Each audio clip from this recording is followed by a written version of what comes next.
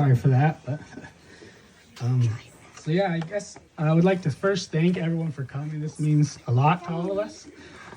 To see all you guys, a lot of you guys knew Dad way before us.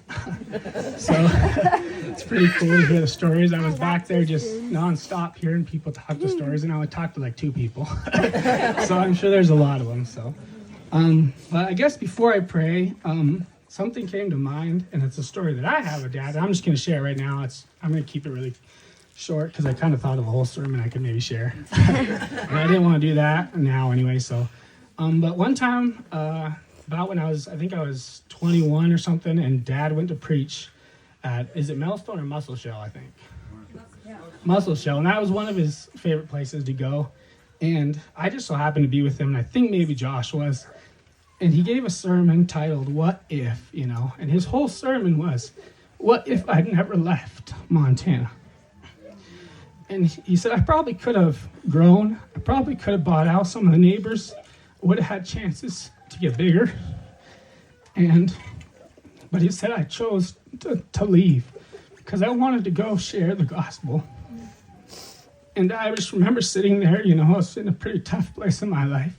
And I said, in my mind, so my best friends' faces were flashing through my mind. And I said, in my mind, I said, Dad, what if you hadn't gone?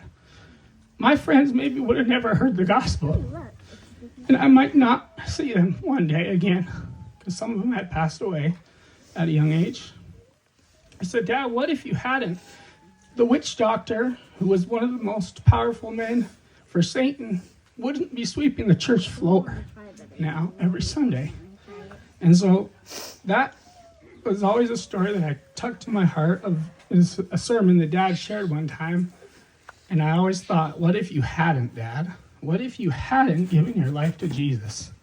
Yeah, you maybe could have been bigger. And I know how that is to have a small place. And I said, I'd rather this. I'd rather you go. And I'm glad that you went and you followed what God had called you to do. You lived with purpose for God. And for that, someday I will see some of my friends again. And so that meant a lot to me. So I think that has always been a big passage in the Bible. This passage that is actually written on the thing where Paul says, run the race with purpose. Because it is important. This race we run, it's not like we're just running for nothing. We're running with purpose in every step. And I think Dad knew that. And so he did run with purpose. Got a lot of hard times at the end especially, but he cared about finishing. And he cared about running with purpose. So that's kind of